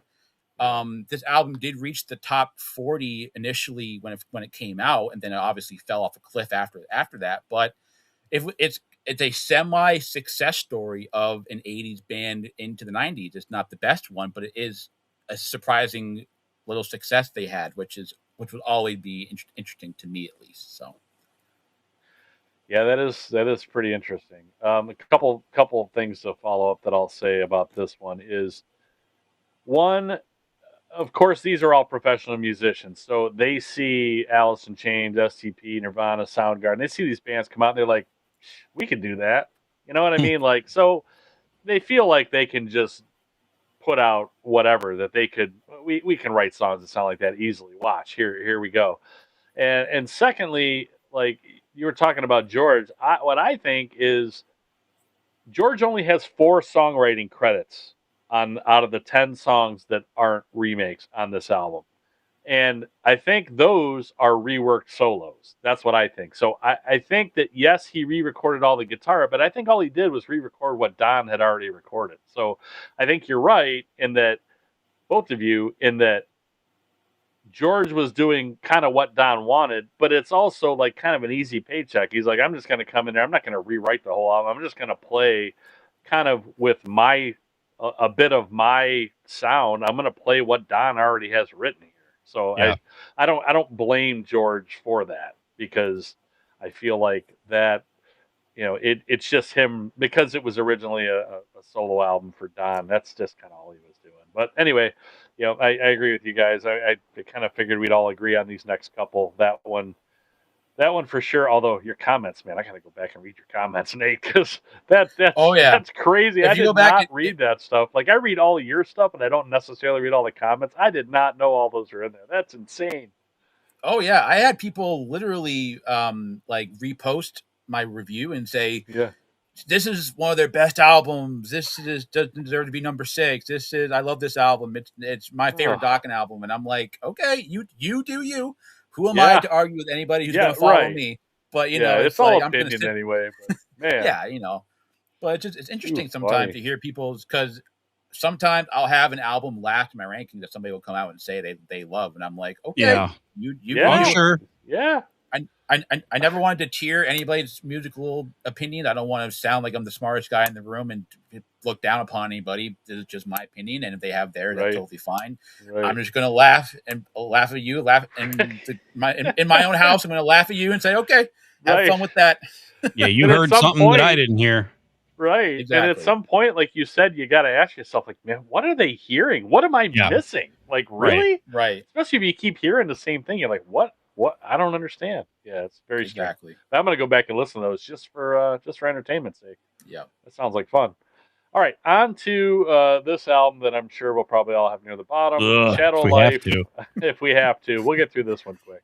Shadow Life, April 15th, 1997. The sad part is this one came 2 years after the other one, which I thought maybe should be better. Well, guess what? It's not. It's worse. 13 songs on here, produced by Kelly Gray. I don't know who Kelly Gray is. Like, I could click on the link. Kelly Gray is somebody, but I don't know what else Kelly Gray has produced. He's also known for the lesser-liked Queensryche albums. Yep. Okay.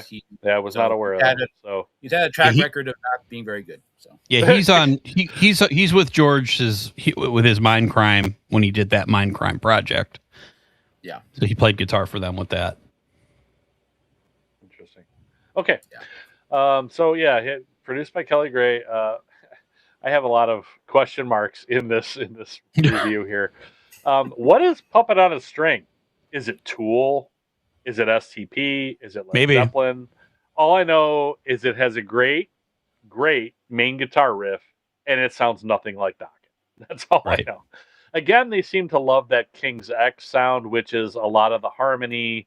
Ty Tabor has his own guitar tone sound, which I feel like George kind of flirts with, comes really close to. I do love the King's X sound as well, but I guess I'm guessing that's where I was comparing the last album to things sounding like King's X and Enough's Enough. It's because there's a lot of harmonies. There's a lot of gang vocal harmonies in there that I feel like maybe that's where people are getting the Beatles thing from. But anyway, if you're familiar with King's X and Enough's Enough, you'll know what I'm talking about.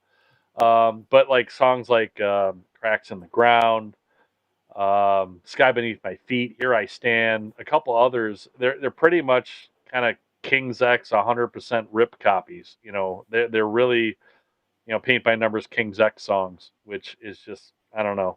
King's X does King's X. Like, I don't know why Dokken's doing King's X. But again, it's a sign of the times, and they're trying to do, and especially this makes even more sense now to me, based on what Nate said, that Dysfunction actually was kind of a hit and did sell some copies. It makes even kind of more sense why they kind of doubled down here and tried to kind of do the same thing, although this is way worse. But I feel like maybe that's why. Like I couldn't make sense of it. I'm like, why would you do Dysfunction and then come out with this, which is the same but way worse? Why would you do that? But if it was popular enough, like, which I didn't really look into, like Nate said, then it just kind of makes sense when you look at it that way. That they try to, like, well, let's try to write an even better version of that album on here, but it did not work. They've kind of lost their identity. The songs aren't very good. Some are okay-ish, I guess, but they should have been called anything other than Dokken. Kind of weird, amateurish sounding songs too. Some of them. Some of it sounds completely experimental, like they weren't finished yet. Like Until I Know, Hello, Convenience Store Messiah. I mean, some of these are laughably bad. Like the lyric, I actually wrote this down. All I need is just a drink of water. Like what? What? Like what are we writing here? Are you serious?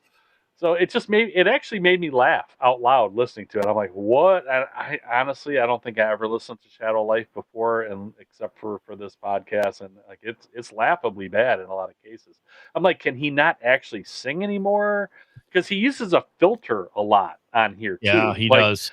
Yeah, and it's like that's kind of a grunge-ish thing, like we did a lot of that in the mid '90s, but I'm like, why is a guy who can sing pretty much like Don can, even though I know Hurt doesn't like him, but I mean the dude can seriously sing. Like, why is he using a filter to kind of bury his vocals? I don't know.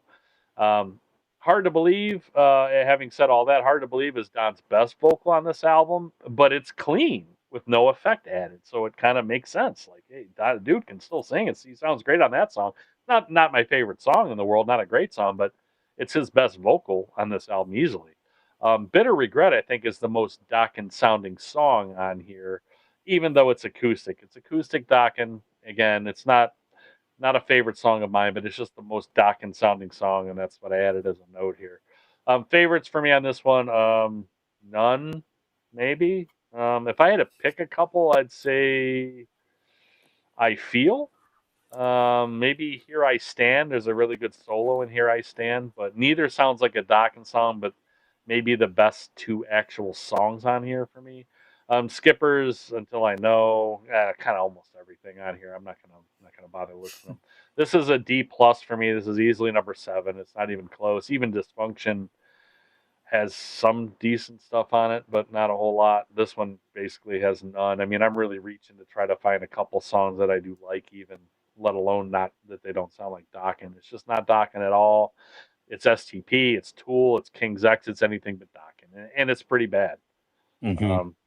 So George is easily the brightest thing in this album, and even there isn't much to celebrate even from him because it doesn't sound like stuff that George would write. So it just kind of sounds like his version of stuff other people do. But I have this as a D plus, number 7. What did you think, Nate, of Shadow Life? Well, I'm not gonna be too far off from you here on this one.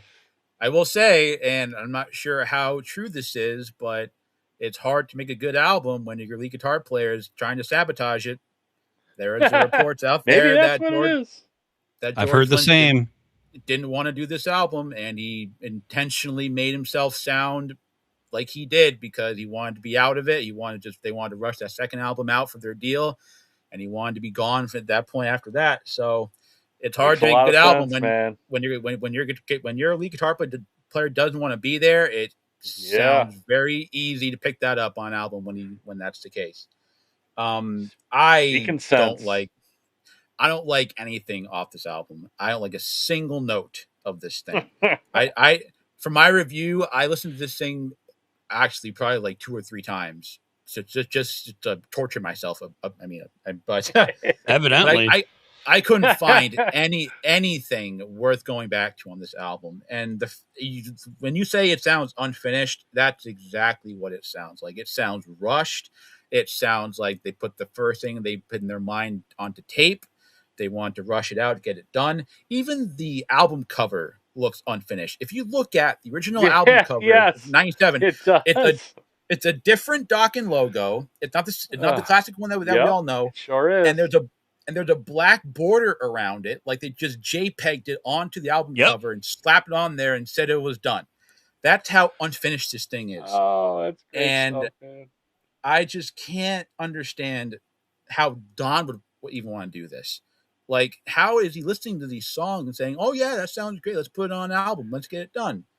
I mean, if George was that much of a headache at that point, you should just cut ties even before it's even made. Because who's it going to benefit to make something like this? Nobody. It's going to make you look bad. It's going to make him look bad. It's going to make everybody involved look bad.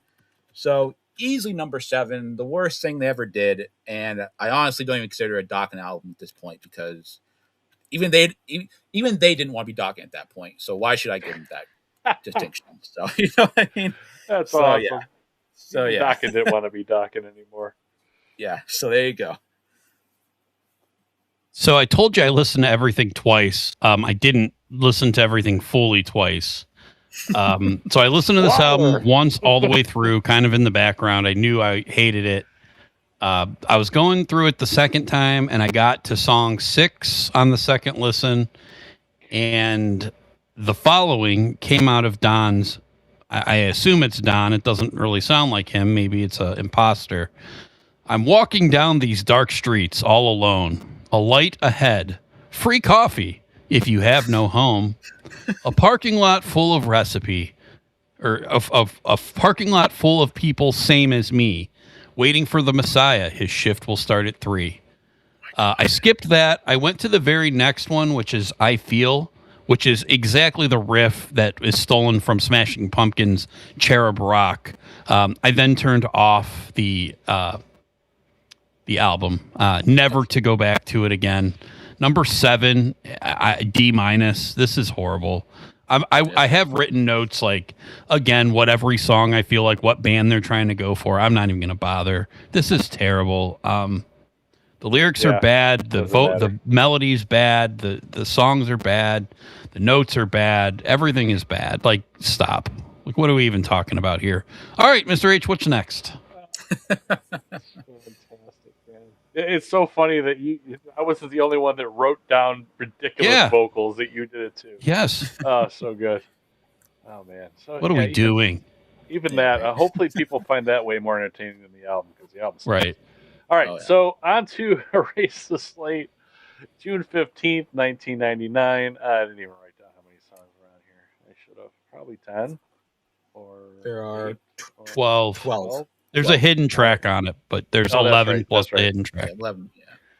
Fair enough. All right, produced by the band, Reb Beach of Winger fame, in for King George, which sorely needed, as Nate just said. He was out. George wanted to be in the band anyway, so they did the right thing and actually replaced him. Back to the Dokken logo-ish, but another weird cover. But this one, I don't know. The kid looks really unhappy. Yeah. I'm a little scared. But Erase the Slate, produced by the band, and like I said, Red Beach. And this will also be the last album with Jeff Pilson, and he would not return to Dokken. Um, and we will not review any more albums by Dokken after this one either. All the rest of them, I will say, there are some really good tracks on the rest of the albums. There's some sprinkled here and there, but there's just not very many. So it really didn't make sense. So we were all, even looking back at Nate's rankings, we were all going to rank the rest of the albums somewhere in the back half of their catalog anyway, except for this one. So that's why we're doing this one. Erase the Slate was, for me, it's very well produced. It's fantastic sounding production. This is a good like headphone experience, very multi-dimensional with kind of sounds coming from all around. The Harry Nilsson written song "One" is a great example right in the middle of this album. Sounds amazing. The first song, the title track, "Erase the Slate," rips. Don actually sounds like Don again. There's great guitar work on here.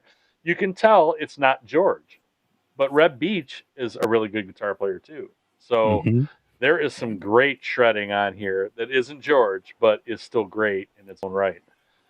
"Change the World" is really good too. It's the most Dokken sounding song for me since 1987. I don't, you know, love the song entirely, but Mattis Hatter also has a great main riff and guitar work in general. Also, the one cover is goofy sounding to me at first, but I end up liking it after the build, with great guitar work and production, as mentioned on that one. Mick Brown with lead vocals on "Crazy Mary Goes Round," which isn't great. So, but cool that he got to take a turn singing, and Don didn't just bogart the microphone the whole time and say, "No, you can't sing." So it's cool that they let Mick do that, although it's not my favorite. But my favorites on here are "Race the Slate," "Change the World." "Drown," the song "Drown" doesn't sound much like Dokken, but I do like it. "One," again, is goofy sounding at first, but really good later. "Voice of the Soul," again, not exactly Dokken sounding, but a really good song with a great main riff. "Haunted Lullaby" is a cool sounding song with Don singing very well, and yet more great guitar work and production on that one for sure. Skippers for me on this one are "Who Believes" is kind of meh for me. "In Your Honor" is kind of the same. I want to like them because Dokken, for me, usually write pretty decent ballads. Like, I didn't mention "Heaven Sent" on "Back for the Attack," but it's another really good ballad that they wrote for me. I really like that song a lot, especially again George's guitar work on there. But this one, like, none of these ballads work for me, and I just didn't really care for them. This one, though, I do have as a solid B. I have this at number 4. Now, I had trouble between this and "Breaking the Chains." Again, "Breaking the Chains" just doesn't sound very good. Has the better song in "Breaking the Chains" on the best song on both albums, but I like more songs on this one than I like on that one. So I have it rated the same letter wise, but I have this as number 4. I love the guitar work by Reb Beach on here, or most of the album anyway. A standout performance, replacing an absolute legend who did maybe sabotage the last album, as Nate said. But before that, yeah, before Dysfunction, I guess I should say, just was a legendary guitar player for this band. He did a fantastic job replacing him. Some songs I really like, some are just okay, but surprisingly solid to good album at this point in their career for me, though. I was really surprised by this one. What did you think of "Erase the Slate," Nate? So for me, this is also my number 4. And I go on to say myself that I think this is their most underrated album of their catalog. I think a lot of people look past this because it's not George Lynch, and they look at Red Beach. They think, oh, this is not going to sound the same. It's not going to be Dokken, so why bother? I think Red Beach does a great job of incorporating his own style, on top of having himself sound almost like George Lynch in a way. With some of the riffs that he writes on this album, and of course Don also must have helped out with the songwriting himself as well. They were able to kind of give that same feel of classic Dokken, but then Red Beach was able to have his own unique style and sound that he has himself and put into these songs, and I think that it works super well. I am a huge Red Beach fan.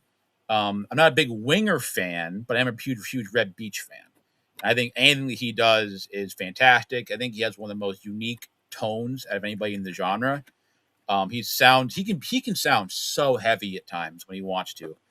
And then this album is definitely evident of that. I mean, the first 3 tracks, Erase's Slate, the title track, Change the World, and Maddest Hatter. I think that's one of the best 3-song runs in the band's catalog. I think this album starts out as a no skipper for the first 3 or 4 tracks. Drown, I think, is a good example of them doing a down-tuned, kind of slower paced song, but having it work well because Red Beach is playing so well on it. Not trying to sound like what George Lynch was doing on Shadow Life or Dysfunctional. Shattered, another good song, I think, that has a good riff to it. I don't like their cover.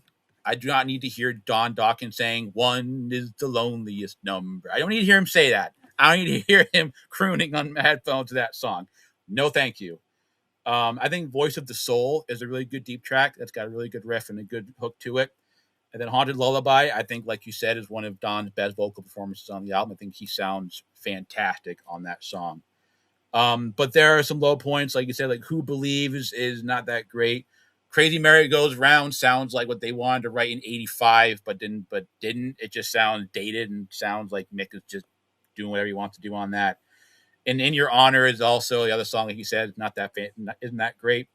But the first 5 tracks are what I go to back to the most, and I love Red Beach. So having that element put it over Breaking the Chains for me at that point because of Red Beach and because the production, like you said, sounds a lot better. So yeah, Erase's Slate is my number 4 as well. Yeah, guys, this is a good album. Again, you remove the name from it, and to me, it doesn't sound like what Dokken sounded like, in the 80s, but at least this feels like original, something that they put their heart and soul into. It feels original, like they came up with it. This was an idea, and it again, they own it, right? It just sounds more, I guess, what's the word I'm thinking of? It's real, authentic. Right? It's authentic is it's the exact word I was thinking of. Authentic for sure. This is really, really good. I did not expect I was checked out after the last 2 albums. Rightfully so. This hit me.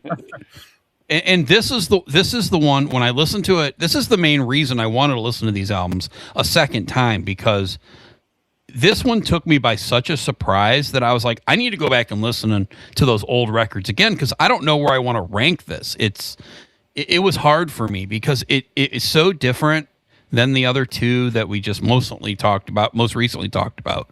This is good. Guys, this is really good. Erase's Slate is a ripper, man. That's a good song. Oh, yeah. Change the World, Maddest Hatter, Drowned, Shattered. I like all of these songs. They're so good. I'm with you guys. The weaker tracks here, the Who Believes, Voice of the Soul, Crazy Mary Goes Round, In Your Honor. Like, to me, those are the ones not great, but most of them I could listen to. Like, I would skip most of the previous 2 albums. Those ones to me are okay. But those like 5-6 songs I mentioned are rippers, man. These are good stuff. I like this one more than Lock and Key. That's kind of where I put this one at 3. A little bit more than you guys. To me, Lock and Key just had too many ballads. This one rips a little bit more for me. So, but that's why I had to listen to them a second time. Like, I had to kind of come full circle because of how much this one was like, wow. Like, I did not expect this. I kind of felt like they were kicking a dead horse, those last 2. And then I feel like here, it's like they got like a creative thought. They're like, you know what? Let's just do what we want to do again. Let's sound a little bit like we did in the 80s and in the 70s.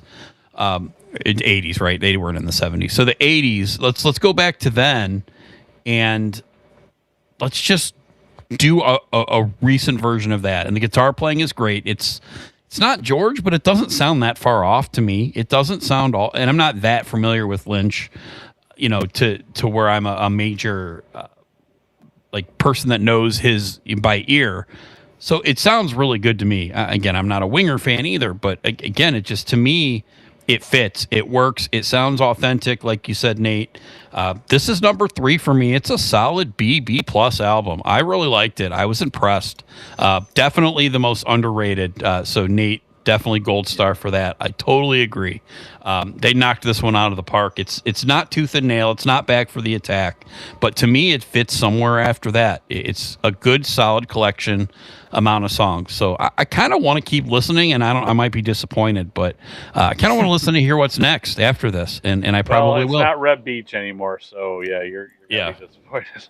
But it's the reason, honestly, that this album is included is because it is really good, and it is a shock compared to the last couple albums. I mean, we could have easily just stopped this at the original, the main lineup, once George left. But we included this album because it is good, and it's good worth call. It makes sense there, now. It really does. And after this, Pilsen leaves, where he's one of the bigger songwriters in the band, and moves on to Foreigner. I think he was in Foreigner for like 20 years. I mean, he's not anymore, I don't think, but he was in Foreigner for a long time. But he's a fantastic songwriter, always has been. So, and I just feel like that's missing on all of the albums after this one. All that. If I could give one recommendation beyond our countdown here, the album "Lightning Strikes Again" from 2008, the first one with John Levin on guitar. Yeah. I think that is the most Dokken sounding album since Back for the Attack, because I watched some interviews with Don Dokken, and he talked about how he basically sat down and said, okay, I'm going to put my headspace back in 1987, and I want to write songs back for that time. Like, I want to figure out where my headspace was when I wrote down songs like Kiss of Death and Lightning Strikes Again and all those songs. And he told John Levin, here, just give me your favorite Dokken songs, and I will base myself on those songs that you pick. And there are some songs on there that absolutely rip. Yeah. And they sound so much like the classic Dokken that I feel bad almost taking it off this. I get why we stopped the countdown on Slate, but that album, Lightning Strikes Again from 2008, I think is such a good album that it deserves to get some time after this. So. Yeah, absolutely. I totally agree with you. And now it gets harder to pick and choose because there's other albums in there, and I don't want to just cherry pick the ones that are better just to cherry pick the ones that are better. But if we were to include one more Dokken album, it would be that one, and I would have that one above 6 and 7 in this countdown. That would be number 6 for me after. The other 5. I don't think it's as good as Erase the Slate, but it's good. But the funny thing is was he having trouble naming albums after? Because I know you got Lightning Strikes, and then you got When Heaven Comes Down as their most recent one. Like, those are both already Dokken songs. Right? Why are you naming the albums those? I thought that was funny. Oh man! But anyhow, and then Heaven Comes Down is not bad either. There are some songs. Yeah, it isn't. It isn't. Don's and it kind of voice makes sense.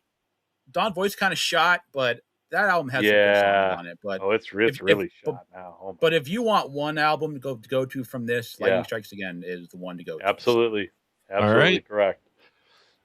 All right, on to I'm just going to recap my 7 here. Number 7, Shadow Life, easily, probably like Nate. If we did 16 or 15 albums or whatever, it would be on the bottom of that list too. Then 6, Dysfunction. 5, Breaking the Chains. 4, Erase the Slate. 3, Under Lock and Key. Razor thin between the top 2 for me. Tooth and Nail. 2, Back for the Attack. 1, by next week I might even flip-flop them. So very, very close between those 2. What about you, Nate? What were your top 7 of the ones? So, of course, I had Shadow Life number 7. I had Dysfunctional number 6. I had Breaking the Chain number 5. Erase the Slate number 4. Then I had Back for the Attack, number 3, Under Lock and Key 2, and then Tooth and Nail at 1. And then, like I said before, 1A, 1B, and 1C. I had to put them in a ranking. I had to be nitpicky. So here we are. But there you go. There it is. Picking them nits. Yep. Oh, yeah. Got to do it. All right. I had number 7, Shadow Life. Perfect 3 for 3 there.